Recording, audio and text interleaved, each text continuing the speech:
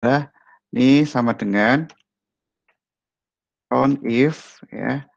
Count if dari range sini, terus kemudian titik koma yang sini gitu ya. Tapi jangan lupa ini dikunci ya dengan cara kita tekan F4 gitu ya. Dikunci tekan F4 kriterianya. Jadi hitung semua nilai yang bernilai 1. Ya, ininya begitu. Di semua yang ada di B gitu ya, di kolom B ya. Tinggal kalian tarik saja nanti bawah. Terus dijumlahkan dapat 25. Nah, kemarin sebenarnya ini saya hide dulu aja. Sebenarnya ada waktu kemarin udah saya kasih tahu untuk pembuatan histogram itu ada langkah tahapannya ya. Tentukan jumlah kelasnya terlebih dahulu, gitu ya. Baru kemudian lebar kelasnya, nilai tertinggi dan nilai terendah dibagi jumlah kelasnya. Ya ini ya. Jadi kita tentukan dulu jumlah kelasnya berapa. Misalnya kita tentukan kelasnya 5. Lebar kelasnya gimana? Jadi tidak asal ya, tidak asal nanti kalian bikin 1,1 sampai 1,2. Nah, tidak begitu. Tapi dibikin dulu berapa kelas, kemudian dicari lebar kelasnya. Ya, gitu ya. Nah, jadi kita tentukan aja kelasnya misalnya 5 titik gitu ya. Kemudian lebar kelasnya. Nanti kalau kita diagram pakai Excel, kemudian kita gambarkan di diagram histogramnya nanti akan sama. Jadi lebar kelasnya kita bikin jadi lebar kelasnya itu berarti antara 1 ya. Ini 1,8 ya, 1,8 min 1 dibagi dengan jumlah kelasnya gitu ya. Jadi 0,16 0,16 gitu ya. Berarti dari batas bawahnya 1, batas atasnya 1,16 kayak gitu. Nanti kalau lebar kelasnya 6, berarti batas atasnya berubah lagi. Jadi nanti ini batas bawah 1,1 sampai 1,6, 1,16 sampai 1,32, baru kemudian kalian hitung frekuensinya berapa. Ya, yang masuk dari 1 sampai 1,6 ada berapa? Berarti ada 14 kayak gitu ya. Nah, nanti ketika kalian bikin grafiknya kalau menggunakan Excel ya akan ada yang menggunakan Excel kemarin. Jadi langsung aja dari sini di blok, kemudian insert, kemudian pilih yang Pareto, pilih yang statistical chart, yang histogram. Jadi kalau nanti di statistika kita akan mempelajari sebenarnya ada 3 grafik ya, ada histogram, Pareto, sama yang box ini ya, box and whisker. Nah, ini untuk mengetahui biasanya kalau kalian di jurnal-jurnal, ketika di penelitian, nah kemudian ini ada 3 grafik ini sebenarnya sering kita pakai. Nah, kita menggunakan histogram. Nah, ini cuma 3 kelas gitu ya. Kan paling baik kemarin antara 5 sampai 25. Nah, kita ubah aja. Tinggal kita ubah, klik kanan, format axis, kemudian number of bin-nya kita ganti, kelasnya. Kita ganti 5. Nanti akan sama. Nah, ini. Jadi dari 1 sampai 1,16, 1,16 sampai 1,32, 1,32 sampai kita akan sama gitu ya, 1,116, 1,16 sampai 1,32 ya. Jadi hanya klik gini, jadi harusnya sama. Jadi nggak terlalu manual banget gitu ya. Jadi kalau kalian mau bikin yang manual boleh, asal mengikuti ini tadi, jumlah kelasnya berapa, lebar kelasnya berapa. Jadi batas atas dan batas bawahnya nggak langsung 1 sampai 1,12 gitu ya. Kalau kemarin saya lihat semacam itu.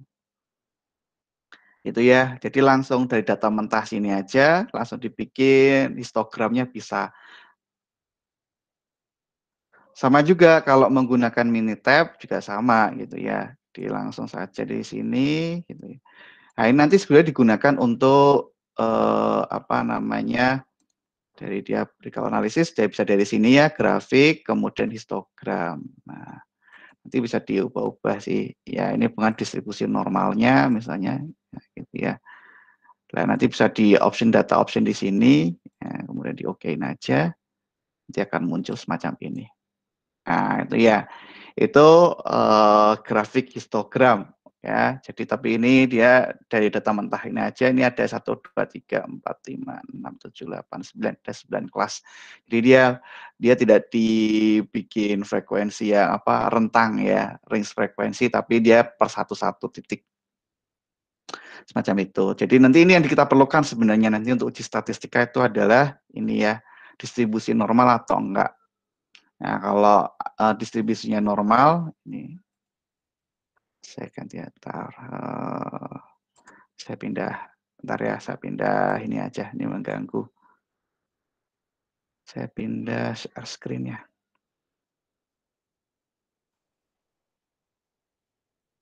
Gitu ya, jadi kalau ada yang tanyakan silakan untuk yang bikin gambar.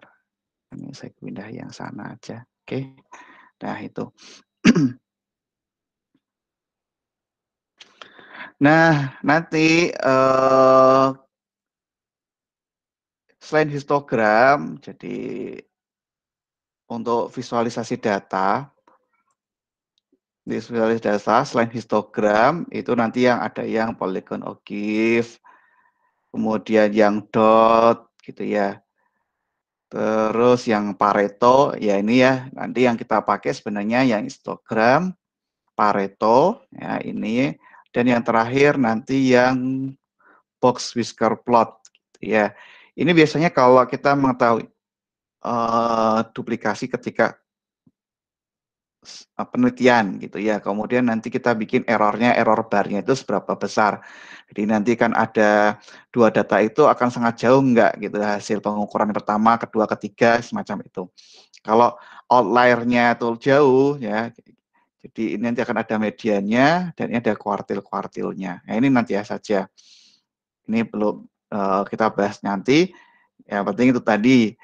Yang penting kalian udah bisa bikin grafik histogram terlebih dahulu, udah tahu frekuensi gitu ya, bisa mengelompokkan dari data mentah menjadi mengelompokkan dengan data frekuensi. Nah, kemudian sekarang kita lanjut, ini saya agak cepat saja ya, jadi biar nggak terlalu lama, nanti langsung kalian latihan saja.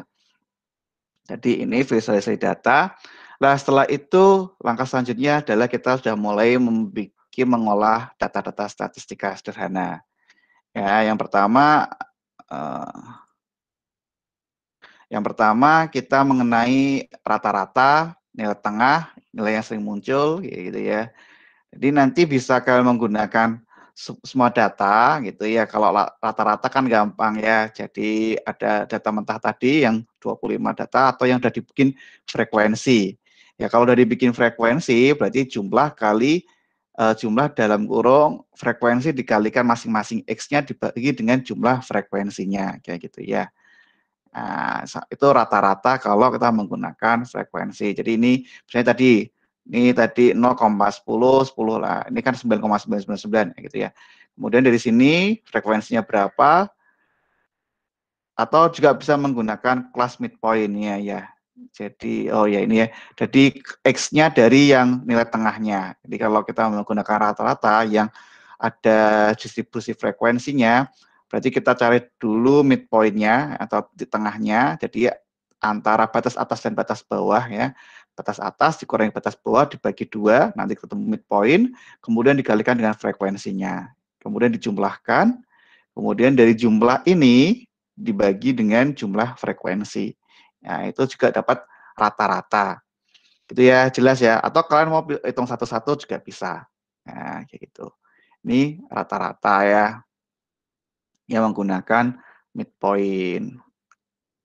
Kalau kita menggunakan rentang. Ya. Oke, yang selanjutnya adalah standar deviasi atau simpangan baku. Ya, simpangan baku adalah ukuran variasi semua nilai dari min atau rata-rata. Ini untuk mengukur variasi dari sampel. Ya. Nilai dari standar deviasi biasanya positif. Ya. Nilai 0 hanya untuk nilai data yang sama. Tidak pernah nilainya standar deviasi itu negatif. Ya.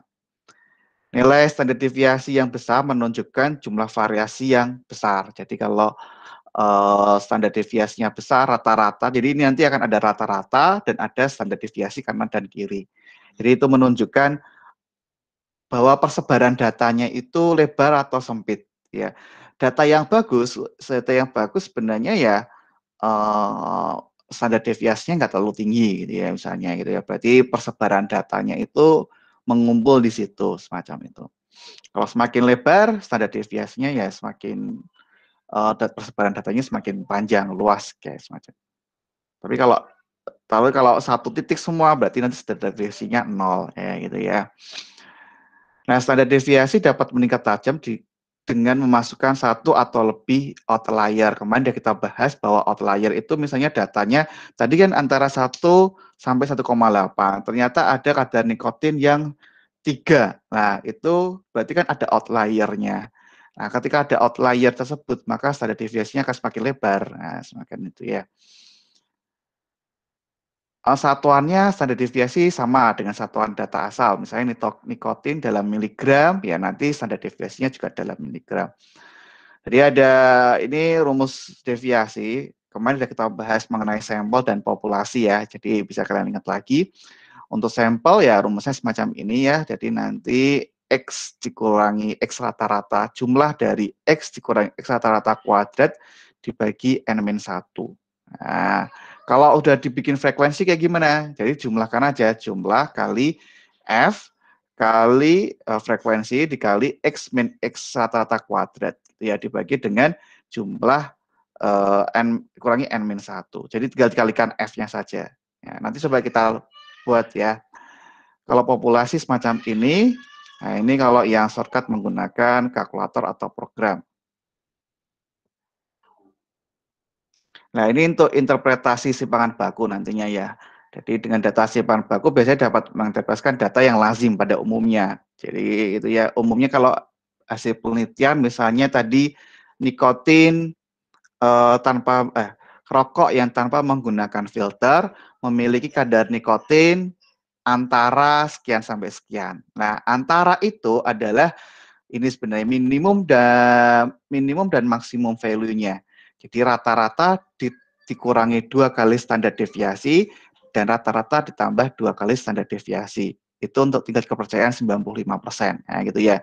Jadi kalian udah dari tadi sebenarnya dari berbagai macam produk rokok yang tanpa filter diuji kadar nikotinnya semacam itu kan ya. Kemudian berapa sih kadar nikotin dari rokok yang tanpa filter. Nah, makanya kita bikinnya rentang ya. Karena kita nggak bisa menentukan hanya satu titik kadar nikotinnya sekian, itu tidak boleh. Tapi biasanya umumnya dia memiliki kadar nikotin rentang A sampai B. Nah, gitu ya, rentang A sampai B. Itulah jadi kalau kita ada data, kan kita punya data banyak ya. Misalnya mereknya Cisamsu, mereknya Gudang Garam, dan lain-lain kalau di Indonesia semacam itu, kadar nikotinnya berapa yang rokok tanpa filter. Nah, berarti kita hitung dulu rata-ratanya, kemudian kita hitung standar deviasinya. Nah, itu yang lazimnya semacam itu. Nah, ini semacam sebenarnya ya. Jadi, tadi kenapa kita bikin histogram, itu untuk mengetahui bahwa persebaran data itu kita normal. Tapi kalau persebaran datanya tidak normal, di sini banyak, atau sini sedikit, nah itu persebaran datanya tidak normal. Jadi atau misalnya di sini besar, kecil, besar, kecil, besar, kecil, itu distribusinya tidak normal. Jadi harus ada yang nanti persebaran datanya itu normal tuh berarti dia membentuk lonceng. Nah, tadi kita menyebutkan bahwa eh, kalau kita menentukan tadi kadar nikotin dalam suatu rokok tanpa filter, berarti kita hitung rata-ratanya terlebih dahulu berapa dari berbagai macam merek rokok itu. Kita uji kadar nikotinnya, kita rata-rata, kemudian kita bikin rentang. Nah, bikin rentangnya adalah biasanya kita menggunakan kurang dari uh, 2 kali standar deviasi dan lebih dari 2 standar deviasi. Nah, gitu ya. Berarti kalau yang di sini yang itu untuk tingkat kepercayaan nanti 95% ya. Dengan tingkat kepercayaan 95%. Kalau tingkat kepercayaannya 68%, berarti ini tambah plus minus 1 standar deviasi. Kalau tingkat kepercayaannya 99,7%, berarti nanti semua data, gitu, hampir semua data, plus minus 3 standar deviasi. Tapi umumnya kalau di statistika kita hanya membuat tentang 95% keyakinan, gitu ya.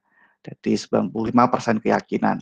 Sama aja kalau nanti kalian di pabrik menentukan spek suatu produk gitu ya, kalian yang pernah saya ceritakan di awal dulu, kalian mengambil data tiap apa ya, misalnya produk ini, produk kalau dari saya dulu di pabrik tinta, misalnya untuk tinta warna merah, merahnya dengan spesifikasi sekian, nanti viskositasnya berapa ya gitu ya. Jadi saya ambil data tiap hari kayak gitu ya.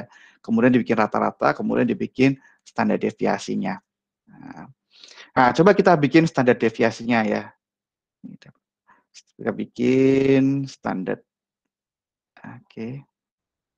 Tadi oh ini untuk variance ya, nanti aja variance. Ini untuk Z, nah ini nanti juga Z score. Nanti kita bisa nanti kalau di yang setelah ini sih kita bisa menggunakan, sebenarnya kita nggak usah kita hitung standar deviasi, nanti kita bisa menggunakan yang Z gitu ya, Z sampel dari nanti ini standar deviasi, kemudian nanti ada variance ya. Ya, variation itu berarti standar deviasi kuadrat. Ya, kalau population berarti ya ini sama-sama aja. Kemudian nanti untuk Z-score, untuk standar deviasi di mana nilai data berasal dari min yang diberikan X atas dan di bawah, di atas atau di bawah min atau rata-rata. Nah, untuk menghitungnya, sekarang kita menggunakan Excel ya, standar deviasi, ya, kita bikin ini sebenarnya sama aja. Ini ada nikotin tadi, ya. Kalau kalian mau satu-satu, berarti misalnya grafiknya tadi mana ya? Oke. Misalnya nih ya, saya copy dulu. Ini ya, ini standar deviasi berarti akar dari sigma X min X rata-rata kuadrat min X kurangi 1 gitu ya. Jadi kalau ini data mentah kan kalau satu-satu kalian juga bisa sebenarnya ya. Jadi kalau nggak pakai frekuensi semacam ini tapi nggak pakai rentang itu lebih mudah. Kalau pakai rentang berarti kan harus hitung dulu midpoint-nya. Nah ini sama kayak tadi ya, tadi count if berapa yang belinya satu yang dari kadar nikotin non filter dari suatu rokok. Kemudian kita cari dulu rata-ratanya. Ya, cari rata-ratanya berarti kita kalikan kan ya. Jumlah dari nilai ini dikalikan frekuensinya nanti dibagi dengan jumlah frekuensinya itu dapat X bar-nya. Jadi X rata-rata misalnya ya. Ini dikalikan ini. Jadi saya sudah bikin dulu di awal supaya lebih cepat ya. Kemudian kita jumlahkan sum. Kemudian kita hitung rata-ratanya ya.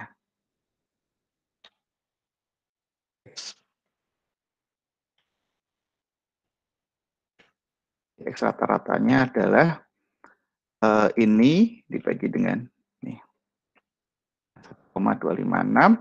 Kemudian kita bikin ini X min X kuadrat gitu ya. Nanti dikalikan F-nya. Karena di sini ada F, jadi dikalikan aja F-nya. Berarti nanti tinggal dikalikan jumlahnya F.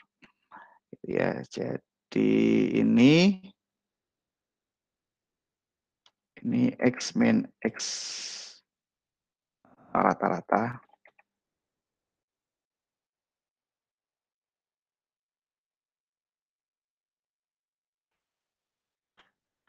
sama dengan X min X rata-rata. Ya, ya kita bikin yang F kalikan ya. Ini F kali X min X rata-rata.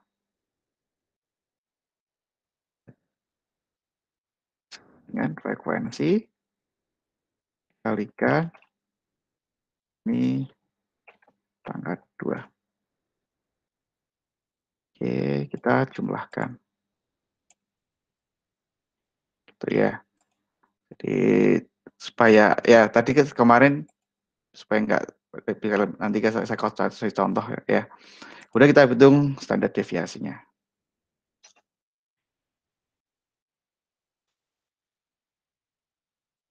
Sama dengan ini ya, jumlah ini tadi dibagi dengan N-1.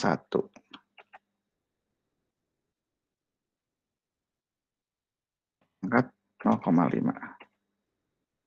Ya, benar nggak ini ya? Ini ada yang salah. Oh, pangkatnya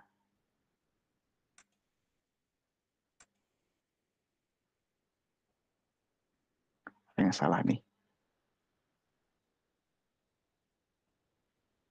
Oke, coba lihat dulu.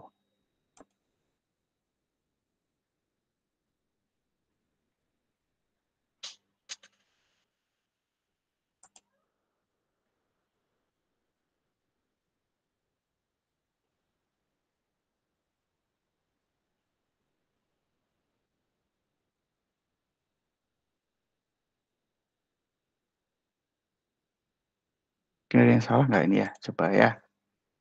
N-1 424 ke 1,28 ya. Nah, sebenarnya cek lagi ya. Mungkin saya ada yang salah nih. X min X rata-rata. Oh iya ini.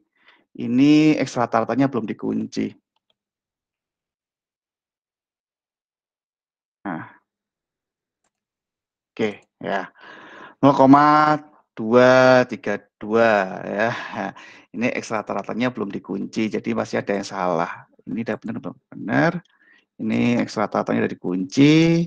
Oke, ini oke, jumlahkan. Ya, ini ya ketemunya sekian. Ya, 0,32281. Sebenarnya kalau pakai Minitab tadi, ya 0,2331. Kalau tadi Excel 23228 gitu ya.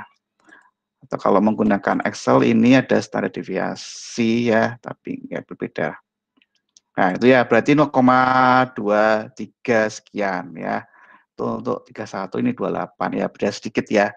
Beda sedikit antara dengan Minitab dengan frekuensi. Kalau di Minitab sebenarnya langsung aja banyak sebenarnya kalau data dari sini untuk programnya untuk mengetahui min, kemudian median, kemudian dari sini aja statistik basic statistik, kemudian kalian cari yang display descriptive statistik. Oke. Nah, ini ada nih di sini. Ini ada ya standar deviasinya 0,2331, rata-ratanya itu 1,2564. 1,256 ya. Sama. Atau dari sini juga bisa dari asisten, graphical analysis, kemudian histogram, hmm, histogram ya, ya benar kayaknya. Oh, ya dari sini, ini ketemu 0,2331 sudah bisa. Atau yang lebih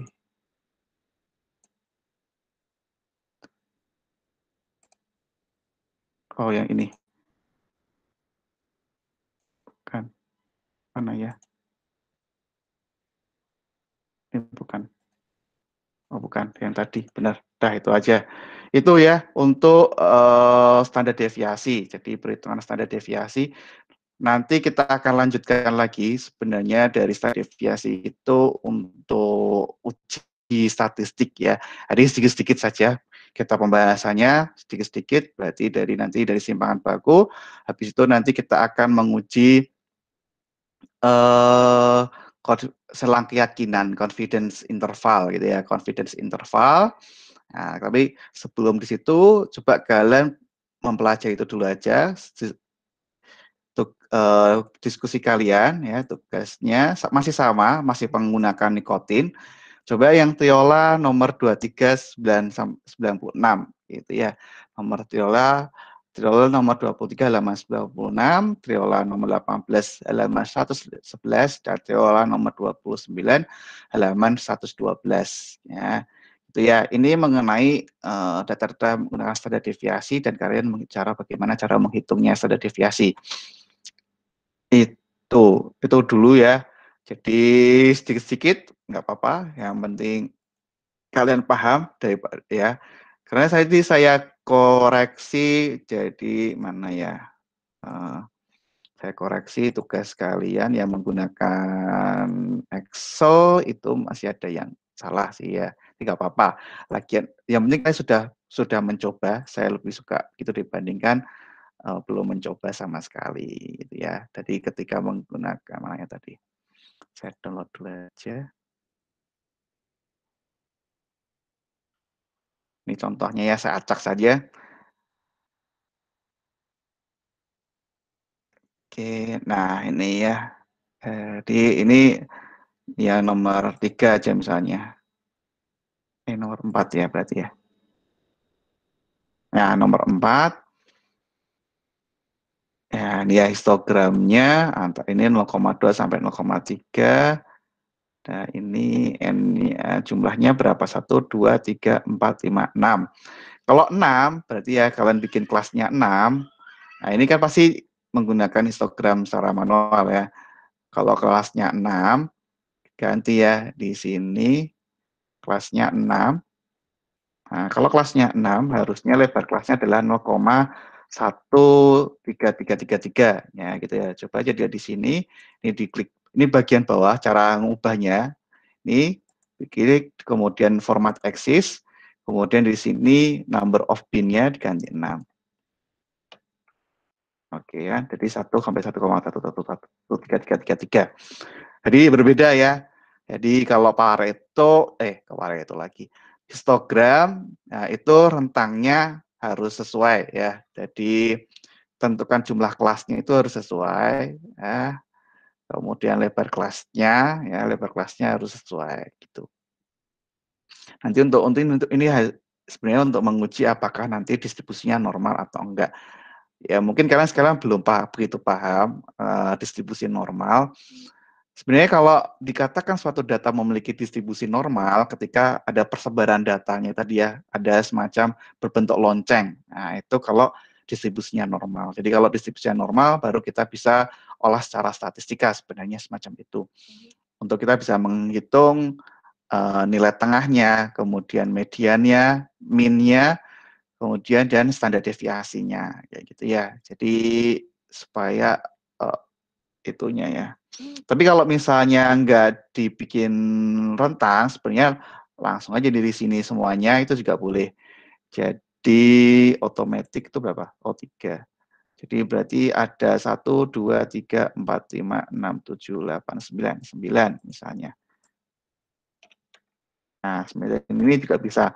Kalau 9 ini udah kelihatan malah lebih kelihatan kalau distribusinya normal ya. Dari sini naik terus turun membentuk semacam lonceng ya. Walaupun nanti sebenarnya kalau kita dilihat yang kemarin udah kita bahas sedikit, ini tergolong yang di sini ya. Ya kan sebenarnya ini central tendency atau yang spread ya. Ini yang sebelah ini yang ke kanan, ke kiri. Ya, ini ada yang simetrik, kemudian ada yang ke kiri. Jadi modenya di sini, median di sini, minnya di sini. Nah, gitu ya. Nah, kalau kayak gini disebut shape. Nah, semacam ini. Berarti kalau kita nanti adalah distribusi yang normalnya ya. Nanti kita akan membahas mengenai distribusi normal. Minggu depan kita akan mulai bahas mengenai distribusi normal. Nah, sekarang itu coba dulu dikerjakan ya latihannya ini ya, latihan ya kelompok lagi saja supaya membiasakan cara menghitung standar deviasi, kemudian menginterpretasi sebenarnya apa sih yang maksudnya tadi ya, maksud interpretasi kenapa sih kita harus menghitung standar deviasi gitu ya. Kalau ya sih nilai angka sekian berarti dia masuknya gimana? Misalnya kadar nikotinnya 0,5. Nah, itu termasuk lazim enggak gitu ya. Karena data statistika sekian. Berarti kalau ada yang mengklaim misalnya ini ya. Sebenarnya adalah yang paling penting sebenarnya dari statistika itu adalah menginterpretasi ya. Menginterpretasi data. Jadi dari sini ketahuan ya dari rata-rata sekian, berarti batasannya batasannya adalah rentang dari sini dikurangi 2 kali standar deviasi, misalnya kayak gitu ya. Kemudian ini X-nya, nah ini berarti rata-rata data dikali tambah 2 kali standar deviasi. Nah, rentangnya sekian ya, sebenarnya 0,8 sampai 1,7 gitu ya. Walaupun di sini nggak ada data 0,8 sebenarnya, tapi masih masuk standar deviasi ya, selangkang keyakinan. Jadi kalau ada rokok yang mengklaim non-filter ketika kadar nikotinnya 0,5, bisa diterima nggak itu? Gitu ya. Jadi ini kan hasil penelitian ya, hasil penelitian, hasil pengambilan data kadar nikotin dari suatu rokok tanpa filter, memiliki kadar nikotin sekian gitu ya. Kemudian ada suatu rokok yang mengklaim gitu, rokok baru ya, ini rokoknya udah lama, udah diambil datanya, kita ngambil data sendiri gitu ya. Kemudian ada rokok baru yang mengklaim bahwa dia tanpa filter tapi kadar nikotinnya 0,5. Nah, itu bisa nggak kita terima nggak semacam itu? Ya, gitu ya. Berarti secara statistik kan nggak bisa diterima gitu ya, karena selama ini dari kita mengambil berbagai macam merek rokok, ternyata dia kadar nikotinnya yang bisa kita terima adalah antara 0,8 sampai 1,7 gitu ya. Ada 1,8 tapi sendiri berarti itu dia yang aneh kayak gitu macam itu ya. Tapi kalau misalnya ada yang mengklaim kadar nikotinnya ini 2 ini, nah itu juga tidak bisa kita tidak lazim, tidak umum ya. Intinya tidak lazim ya, unusually, berarti jarang ya gitu ya. Nggak usually semacam itu. Jadi sebenarnya interpretasinya semacam itu ya. Jadi intinya sebenarnya statistika ini untuk membantu kita menginterpretasi data. Kita punya data banyak ya, kita punya data banyak, kemudian kita olah, kemudian kita interpretasi. Maksudnya data ini apa sih sebenarnya? Itulah tujuan dari statistika. Nah, untuk mempermudahnya, maka nanti akan bentuk-bentuk grafik, kayak tadi ya, untuk menguji apakah ini nanti bisa diterima atau enggak. Nah, nanti akan ada namanya p-value, nanti ada namanya tingkat kepercayaan, nah semacam itu. Ini banyak digunakan nanti ketika di pekerjaan kalian, atau ketika kuliah, penelitian, atau nanti di dunia kerja, ya dunia kerja semacam ini. Dari data kalian menggunakan data banyak, kemudian nanti diolahnya menggunakan statistika. Begitu ya, silakan didiskusikan sama temennya. Ini tiga nomor ini aja. Jadi ini masih menggunakan sama, datanya sama, masih data nikotin ya. Kalau nggak salah sih masih ada nikotin. Kemudian hanya untuk menghitung standar deviasi dan eh, menginterpretasi data saja. Ya gitu ya. Sama kayak sebenarnya nomor terakhir kemarin kan interpretasi data antara yang menggunakan filter dan non filter gitu ya. Kemudian nanti kalian apa sih maksudnya data itu ya gitu ya. Intinya nanti interpretasi data saja. Sampai sini ada pertanyaan nggak?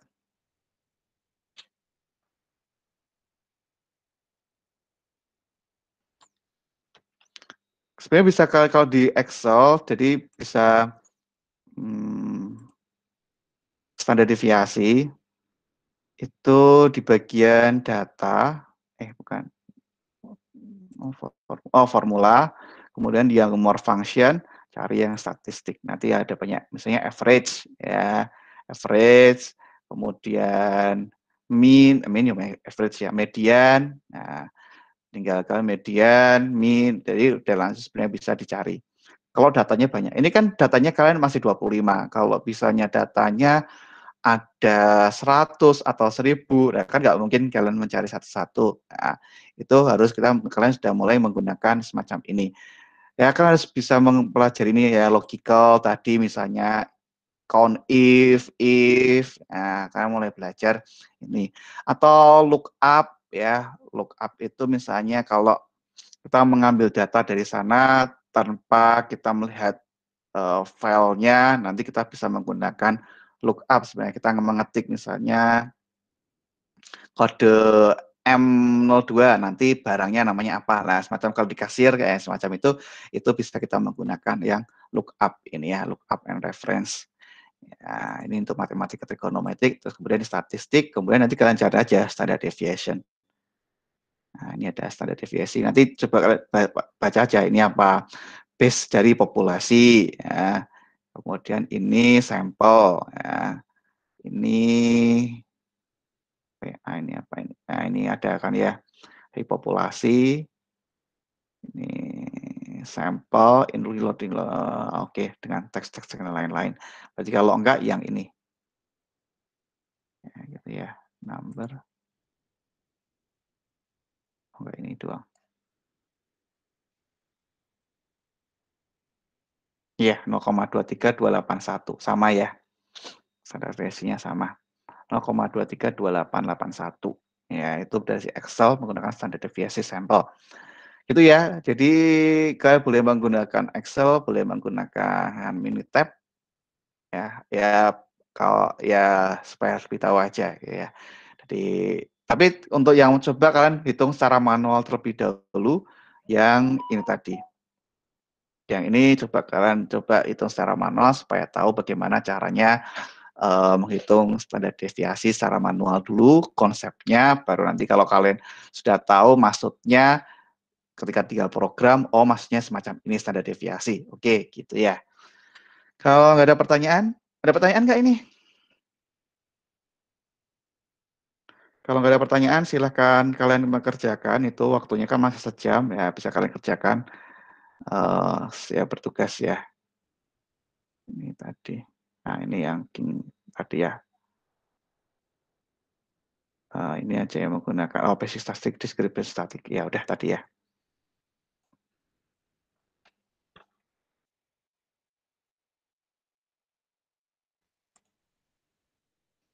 Ada pertanyaan? Kalau nggak ada pertanyaan, saya akhiri ya untuk Google Meet-nya. Emang saya sengajanya nggak terlalu lama-lama. Sekalian kalian berlatih nomor 23896 dan nomor 18 halaman 112 dan nomor 29 halaman 112.